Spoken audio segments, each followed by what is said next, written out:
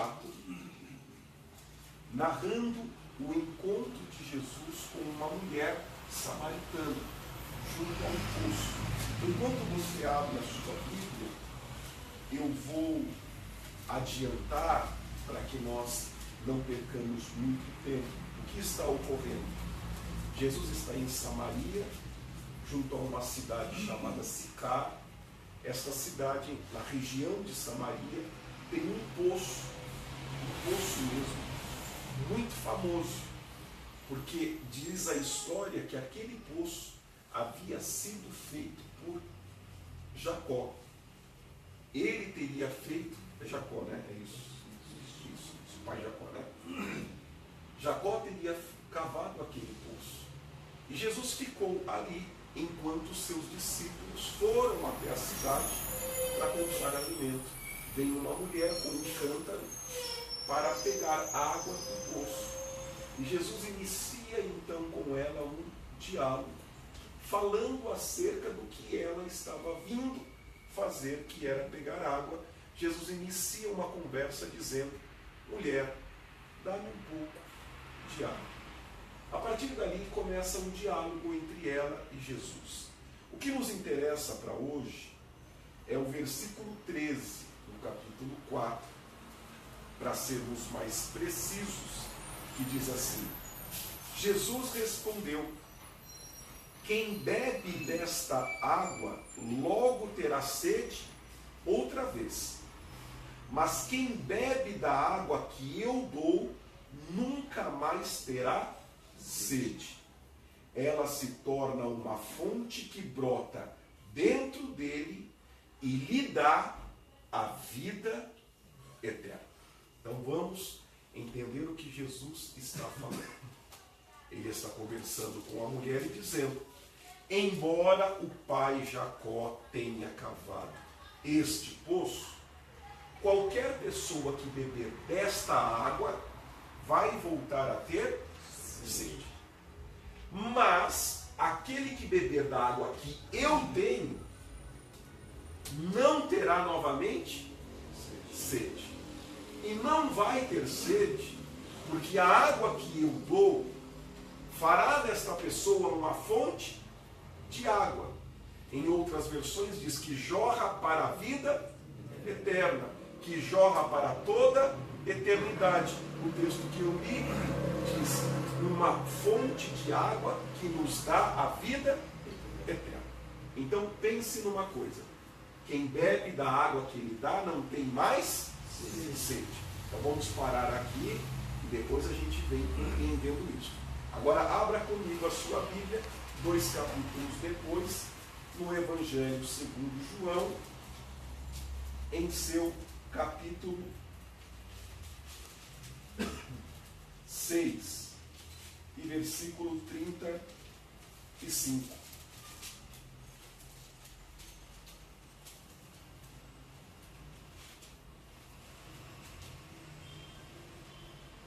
Evangelho de João 6,35. Jesus respondeu: eu sou o pão da vida. Quem vem a mim nunca mais terá fome. Quem crê em mim nunca mais terá sede. Olha lá, Jesus falando a mesma coisa. Só que lá em João 4 ele estava falando com uma mulher junto a um poço, numa região chamada de Samaria. Aqui ele está em outra região chamada de Galileia, numa praia da cidade de Cafarnaum, falando com um outro público, um povo que havia visto no dia anterior ele multiplicar 5 pães e 2 peixes. Então agora para este público ele estava dizendo: eu sou o pão da vida. Quem comer deste pão nunca mais terá fome. E quem crê em mim nunca mais terá sede. Então, trabalhando novamente as ideias: não ter mais fome e não ter mais sede.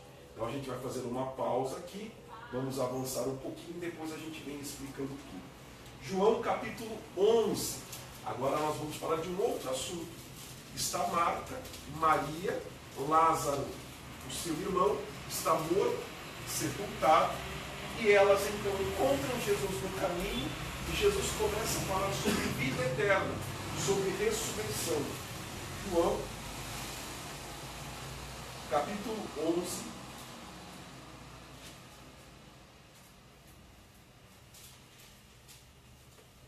Vamos ler a partir do versículo 20. Quando Marta soube que Jesus estava chegando, foi ao seu encontro. Maria, porém, ficou em casa. Marta disse a Jesus: se o Senhor estivesse aqui, meu irmão não teria morrido. Mas sei que, mesmo agora, Deus lhe dará tudo o que pedir. Jesus lhe disse: seu irmão vai ressuscitar.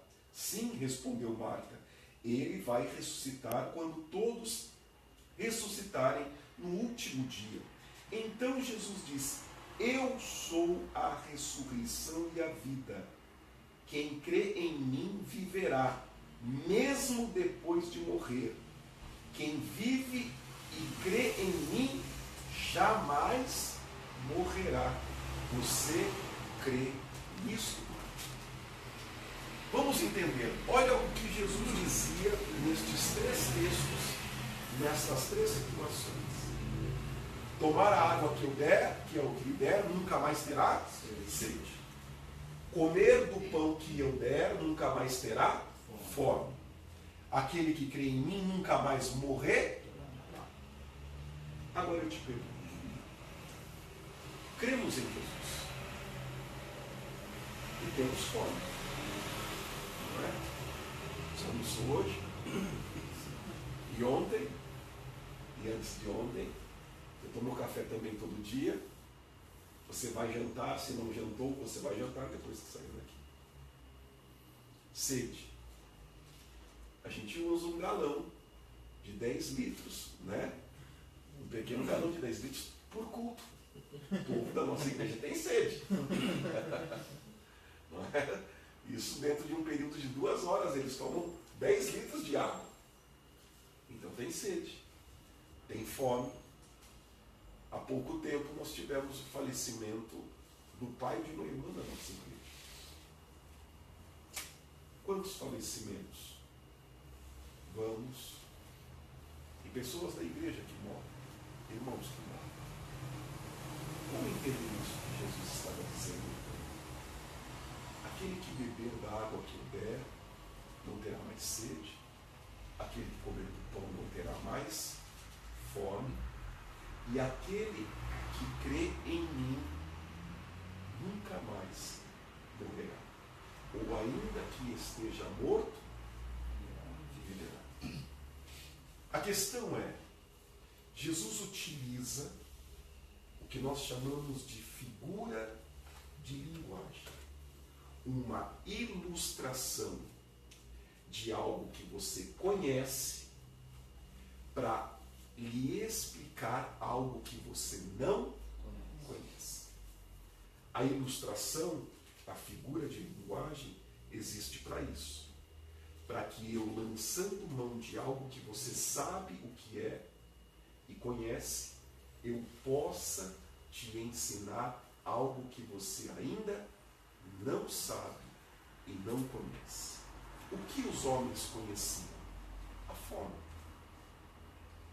a sede e a morte. Todos os homens conhecem estes 3 elementos fundamentais. Quer rico ou quer pobre. Quer jovem ou quer idoso. Tanto faz. Homem ou mulher.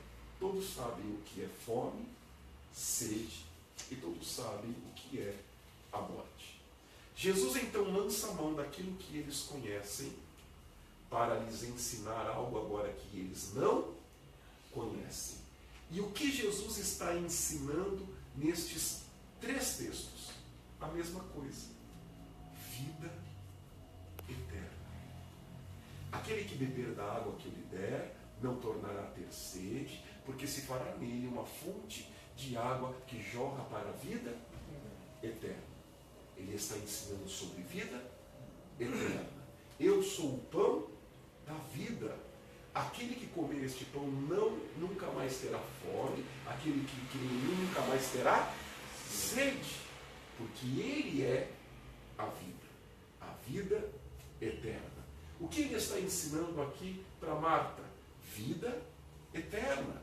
Aquele que crê em mim, ainda que esteja morto, viverá, e aquele que estando vivo, crê em mim, nunca morrerá. Jesus, então, está utilizando estes três elementos básicos para o mesmo ensinamento. Agora perceba, a mulher samaritana não estava morta. Ok? Aqueles milhares de pessoas de João 6 que tinham visto 5 pães e 2 peixes multiplicarem não estavam mortos. E Marta também não estava morta. E o que Jesus estava lhes ensinando? Vida eterna. Porque vida eterna é coisa de gente viva. Percebe? Vida eterna não é para depois da morte. Ao menos não é isso que Jesus pensa. Eu sei que você pode ter sido ensinado errado na sua igreja. Eu sei que você pode ter sido discipulado de maneira errada. Esta divisão, vida e vida eterna, não existe nos ensinamentos de Jesus. Isso não existe. Não existe uma vida aqui e uma vida depois. Não existe uma vida humana e depois da morte uma vida eterna. Esta divisão de vida é uma divisão que não vem do cristianismo. O grande problema é que muitas das pessoas que estão na igreja vieram de uma formação religiosa não cristã. E por virem de uma formação não cristã, trouxeram para dentro da igreja uma visão da vida que não é a visão do Cristo. Por que eu estou lhe dizendo isso? Porque no Espiritismo há uma vida humana e uma vida que se inicia após a morte, chamado de encarnação e desencarnação. Na Umbanda, no Candomblé e nas religiões afros, há uma vida humana e há uma vida posteriormente espiritual. O que o Candomblé e a Umbanda faz? A invocação dos espíritos que estão desencarnados do corpo. Você perceba, por exemplo, na Umbanda, que os espíritos invocados não são espíritos de deuses ou de demônios. São espíritos desencarnados, de líderes de comunidades negras, de líderes indígenas. E são estes espíritos que uma vez já foram encarnados, que se desencarnaram de um corpo humano e continuam agora numa outra vida. Eu estou lhe dizendo isto para que entendamos que este jeito de dividir a vida não vem do cristianismo. Vem de outras religiões. E que dentro de um processo que a gente chama de sincretismo, quer dizer, um processo cristão deficiente, de ensinamento deficiente, de entendimento deficiente, foi se criando dentro das igrejas cristãs valores que não são do cristianismo, mas que são herança desta vida religiosa fora da fé cristã, mas que entrou com essas pessoas, e essas pessoas não sendo corretamente ensinadas e discipuladas, criou-se um pensamento não cristão dentro de uma comunidade que é cristã. Veja, por exemplo, o quanto isso é real. Quem aqui já ouviu algum pastor ou algum pregador orando e expulsando uma coisa chamada de pombagira? Quem já ouviu assim? Levanta a mão. Né? Gente, ouve. Quem já ouviu uma oração, né, expulsando uma coisa chamada de Exu Caveira? tranca-rua. Isso não existe na sua Bíblia. Entende? Não existe tranca-rua na sua Bíblia.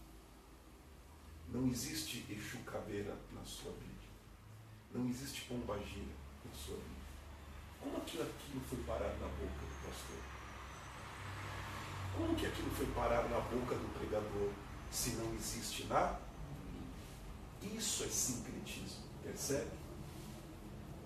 Uma classificação que está lá no candomblé,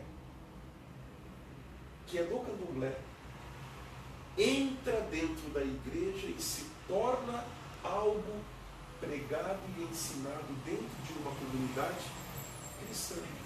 Embora não esteja na Bíblia, está na boca do povo. Está na boca do pregador. Percebe? É isso que nós estamos dizendo acerca desta ideia de dividir a vida em dois. Então não é só a vida que a gente divide em dois. A gente vai pegando um monte de coisa de outras religiões e trazendo para dentro do cristianismo coisas que não existem na Bíblia Sagrada, mas que são trazidas porque há um processo deficiente de ensinamento cristão. Há um processo de discipulado deficiente, onde muitos desses pregadores têm deficiência de compreensão da Bíblia Sagrada, de leitura da Bíblia, e pregam um evangelho que não é o da Bíblia. Pregam o evangelho que é misturado com aquilo que ele era, com aquilo que ele é, com aquilo que ele tinha aprendido lá no candomblé, com aquilo que ele aprendeu aqui na igreja, e ele mistura tudo isso e vai criando coisas, então criando ideias de que quando procuramos na Bíblia, não existe.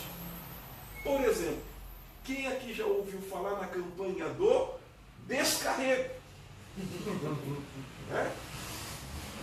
O termo descarrego é da Umbanda e do Candomblé. Percebe? O termo do descarrego vem da Umbanda e do Candomblé. Não há ideia de carrego ou descarrego no Evangelho. Em nenhum momento Jesus vai utilizar as palavras de carrego ou descarrego. Isto é uma terminologia das religiões afro. Mas perceba, há igrejas que têm campanhas a partir de terminologias que vêm lá da Umbanda e do Candomblé. Então o que eu estou querendo com vocês hoje é resgatar a forma que Jesus via a vida. Amém? E que nem sempre vai ser o que nós aprendemos na igreja. E que nem sempre vai ser o que ouvimos o pregador dizer. Porque eles nos ensinam coisas que Jesus nunca pregou. Como tudo isso que a gente está falando. Eles nos ensinam coisas de descarrego. Eles nos ensinam coisas como, por exemplo, queimar os pedidos de oração numa fogueira no monte. Você tem 4 evangelhos, Mateus, Marcos, Lucas e João. Sabe quando Jesus queimou algum pedido de oração ou fez alguma reunião a partir da fogueira? Quando que Jesus fez isso? Nunca. Ele nunca fez isso. Aí você tem o livro de Atos dos Apóstolos.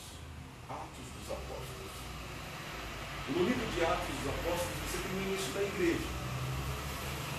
Você lê todos os capítulos de Atos dos Apóstolos. Sabe em que momento você vai ver a igreja usando a fogueira? Nunca. Nunca. Nem Jesus, nem os apóstolos em Atos dos Apóstolos. Aí depois você tem as chamadas epístolas gerais, divididas em Paulo, Pedro, João, Tiago e Judas.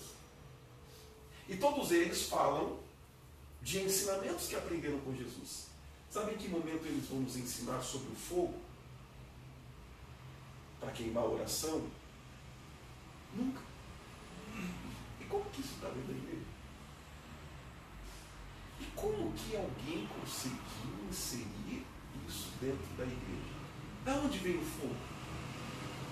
Da onde vem o fogo como purificação? Da onde vem essa ideia do fogo? Essa ideia do fogo vem do Antigo Testamento, que não é cristão. Porque como o Antigo Testamento pode ser cristão se Jesus só nasce na sua Bíblia em Mateus, no Novo Testamento? Você percebe então que é algo judeu sendo inserido dentro de uma igreja cristã. E se a intenção de Jesus fosse continuar sendo judeu, por que teria criado então o cristianismo? Percebe? Se o desejo de Jesus fosse fazer tudo o que se fazia no Antigo Testamento enquanto judeu, e ele nasceu judeu, e todos os 12 apóstolos que ele chamou eram judeus, se a intenção dele era continuar judeu, por que se colocar contra o templo, que era o centro do judaísmo? Por que entrar no templo e falar para os sacerdotes, que eram o centro do judaísmo do seu mundo, que eles eram um bando de ladrões, que haviam transformado a casa de Deus num covil de ladrões?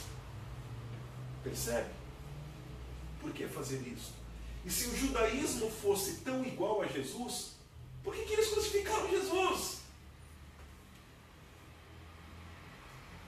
Por que Anás e Caifás, os grandes representantes do judaísmo da sua época, fizeram com que Jesus fosse crucificado? Então perceba que o judaísmo não tem nada a ver com cristianismo. E que o judaísmo é tão diferente do cristianismo, que o judaísmo fez o quê? Crucificou o Cristo. E quem então permite que lancemos mão de uma prática judaica para ensinar dentro de uma comunidade que é cristã? Você percebe, portanto, que muita coisa que ouvimos não saiu da sua Bíblia. Muita coisa que ensinam não existe nos evangelhos. E é por isso que você pode aprender um olhar sobre a vida de maneira errada dentro da igreja. De maneira errada, porque não é a maneira que Jesus olhava a vida. Não é a maneira que ele olhava. Porque se não for o que eu estou lhe dizendo, como que alguém vai me explicar a história de não ter mais sede? Como que você vai explicar a história de não ter mais fome? E como você vai explicar a história de que aquele que nele crê nunca morrerá? Como que se explica isso? A única explicação possível é que Jesus via a vida como uma continuidade, sem interrupção. Não se interrompe, porque não há uma vida antes e uma vida depois. E sabe por que não há uma vida antes e uma vida depois? Porque a vida depois é consequência da vida hoje. Não é primeira e segunda fase. Não é primeiro e segundo passo. A eternidade, céu e inferno, a eternidade, salvação ou condenação, é parte integrante desta vida. É resultante desta vida. Logo, o que acontece depois da morte é o resultado de uma eternidade que começou hoje e agora, neste momento. O grande problema é que, sendo ensinado então errado, aprendendo a olhar a vida de maneira errada, criamos uma vida nossa hoje e uma vida com Deus depois da... Isso não existe. Se você viver assim, você não vai ter vida com Deus depois da morte. Não vai ter essa vida com Deus. Se Se você pensa que é possível ter uma vida sob o seu comando hoje e depois ter uma vida com Deus após morrer, Jesus está lhe dizendo, isso não vai acontecer. Você não vai ter vida com Deus depois que morrer, porque a vida depois é a mesma vida que é agora. E se é a vida de agora é sua, é você que vai estar sozinho depois que morrer também. Não vai ser diferente.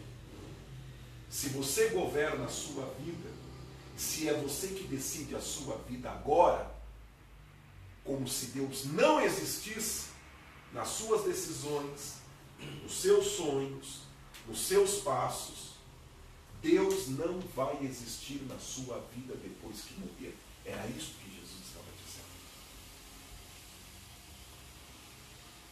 A água que eu der muda a vida hoje e agora. E aquilo que ela muda hoje, ela se estende para a eternidade. O pão que eu der alimenta hoje e estende até a eternidade. E vida eterna não é para depois que morre. Vida eterna começa hoje.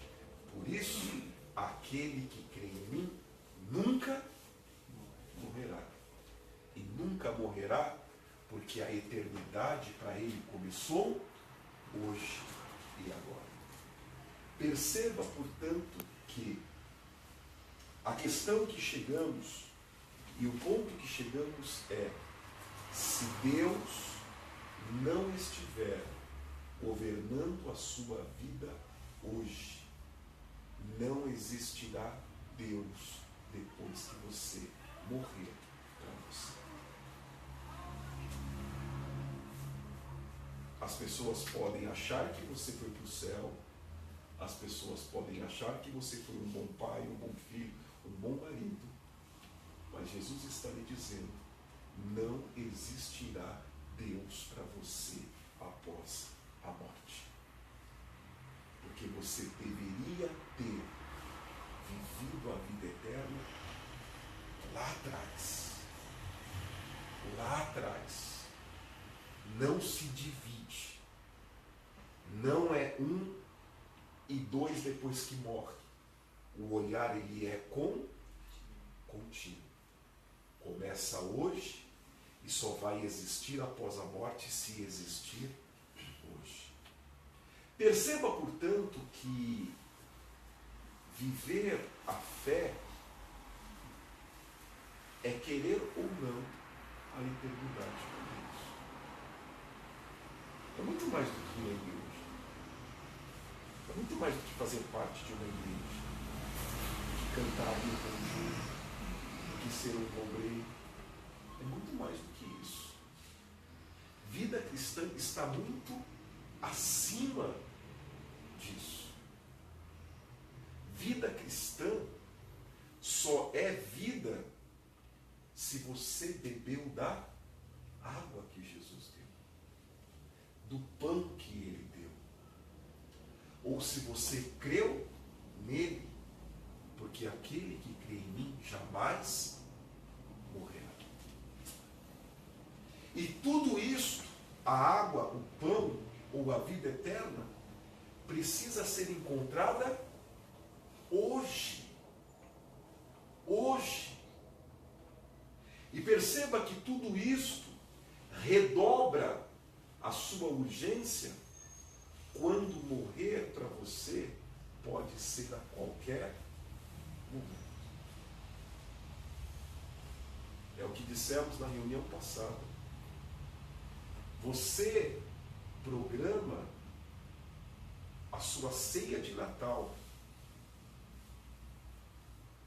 mas não pensa que a eternidade para você pode não chegar no Natal.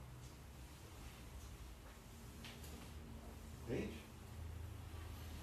Quantas milhares de pessoas começaram em 2017 pensando que chegariam ao Natal de chegariam ao ano novo de 2018, que não vão chegar. Não vão chegar. Mas a gente planeja a vida para daqui 1 ano, 2 anos, 5 anos. Sabe por quê? Porque a vida é sua, não é de Deus. Sério? Você pensa que você tem a vida. E você pensa que a vida é sua. E na sua vida, como dissemos na reunião passada, não existe a morte. A morte só existe na vida dos outros, não existe na sua vida. Por isso você sonha o que você vai fazer quando chegar a 60 anos. Quando fizer 50 anos. Porque para você essa vida é sua. Com Deus é depois que morrer. E Jesus me encontra através da palavra para dizer: isso não existe. Isso não existe. Se a vida fosse para ser sua, Deus não vai existir nela depois que você morrer. Você entende então por que Jesus diz: aquele que quiser vir após mim, renuncie a si mesmo. Tome a sua cruz e me. Quem foi o primeiro que renunciou a tudo? Quem que foi o primeiro? Jesus. Não é? Renunciou à sua glória, renunciou à sua condição de Deus, para se fazer o quê? Homem. Quem foi o primeiro a carregar a cruz? Jesus de todos os seus discípulos. Ele é o primeiro a ser crucificado. Ele é o primeiro a ser morto. O que Jesus está querendo dizer então? Aquele que quiser me seguir, renuncie a si mesmo e tome aquele que quiser me seguir tem que viver a minha vida. A minha vida. O meu jeito.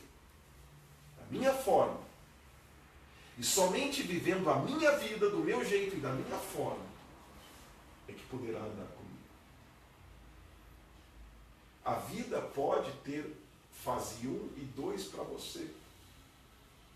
Mas Deus está dizendo: não existe isso para mim. E se for para viver a vida assim, não anda comigo. Não caminha comigo. E eu não estarei lá depois que o corpo for sepultado. Porque para Jesus a vida começa hoje.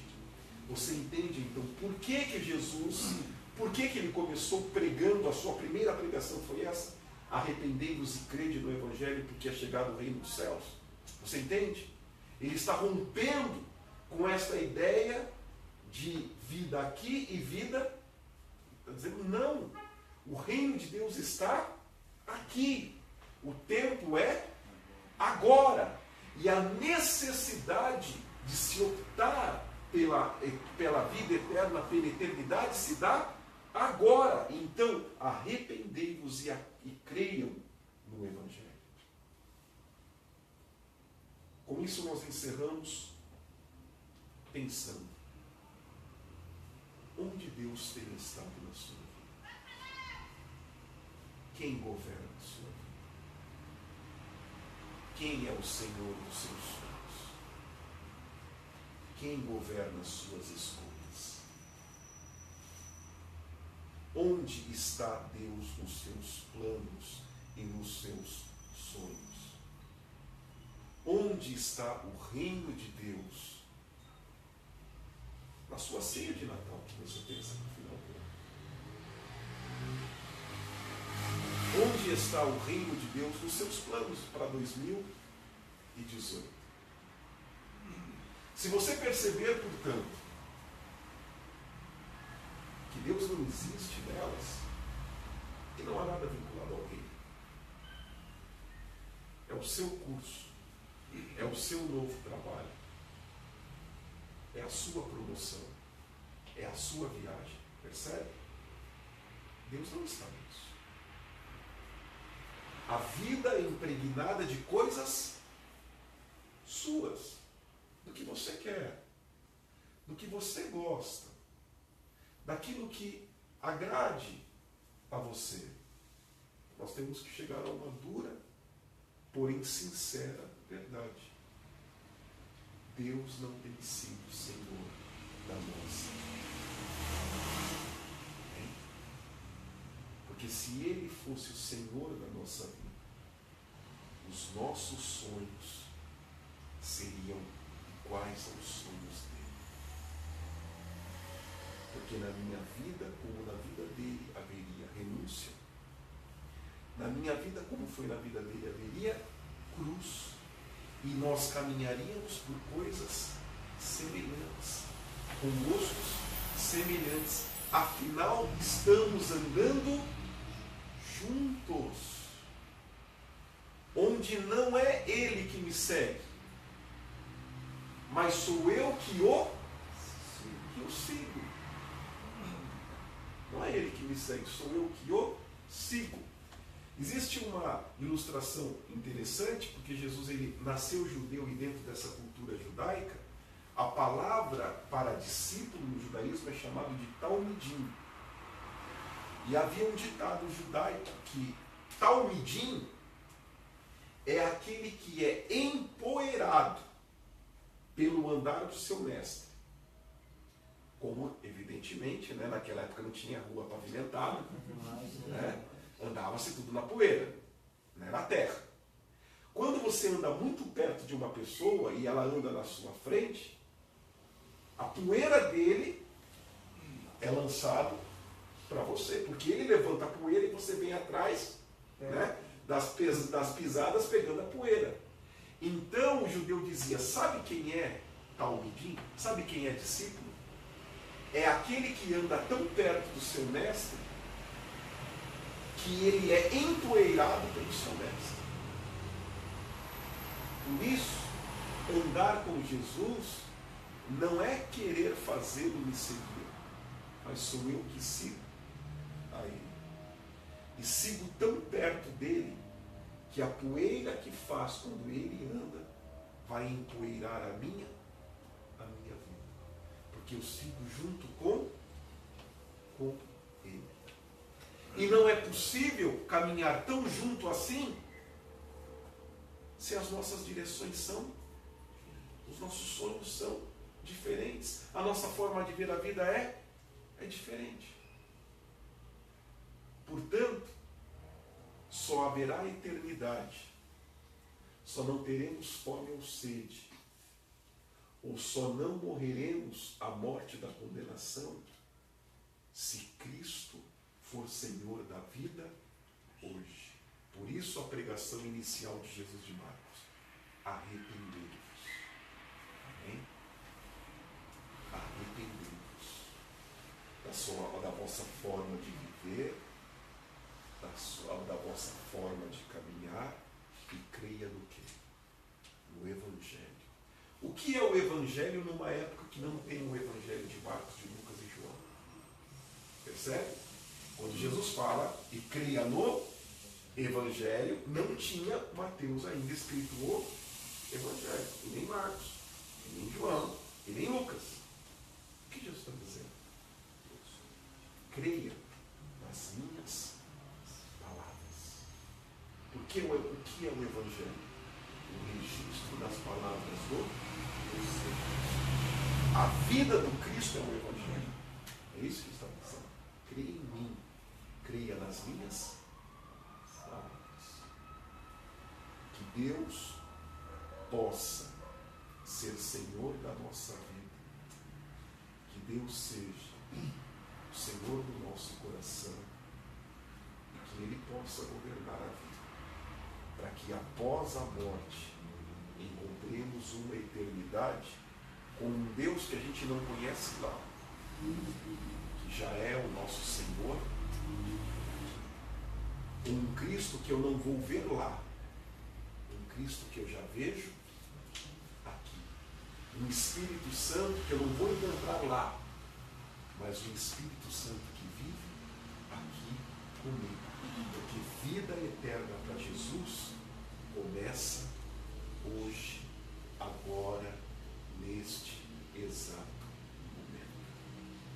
dizer para vocês o que eu sempre falo para minha esposa.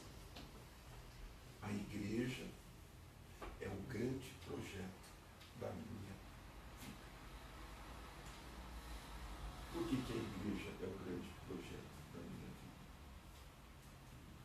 Porque discipular, cristianizar, batizar e ensinar, eu sei que fazendo isso, eu estou caminhando junto com aquilo que ele fazia. Então é muito mais do que um local, ou muito mais do que ir lá no mundo. Na vida. Bem, é o grande projeto da vida. Porque fazendo o que ele fez, seguindo o que ele seguiu, eu estou sendo então o que nós falamos, transmitindo. Eu estou permitindo que a poeira dos seus pés venha empoeirar a minha vida. É claro que fazer isso é deixar de fazer uma série de outras coisas. É deixar de seguir uma série de outros caminhos que eu poderia fazer e que eu poderia seguir, e direções que eu poderia tomar.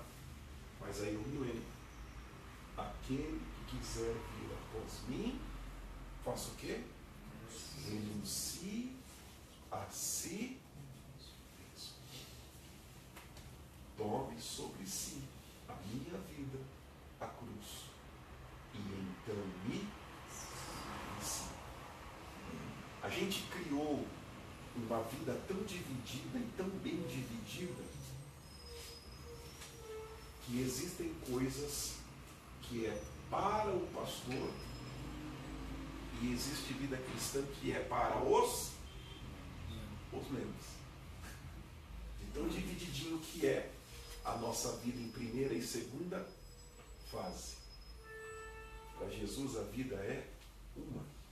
Não importa se você é pastor, se você é apóstolo, se você é apenas um discípulo. Percebe? Não existe, não. Isso é para os apóstolos. Isso outro é para os. Existe uma verdade. Existe um evangelho que se estende a todos. Porque começa agora. E não tem nenhum tipo de divisão e nenhum tipo de classificação.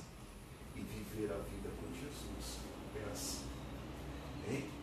É assim. Vamos nos colocar em pé, vamos orar, agradecer a Deus por este momento que tivemos a oportunidade de meditarmos aqui. Vamos dar as nossas mãos. Vamos orar para que possamos seguir a Jesus. Para que Jesus seja o Senhor da nossa vida. Para que, encontrando o Senhor aqui, saibamos que Ele estará após a morte.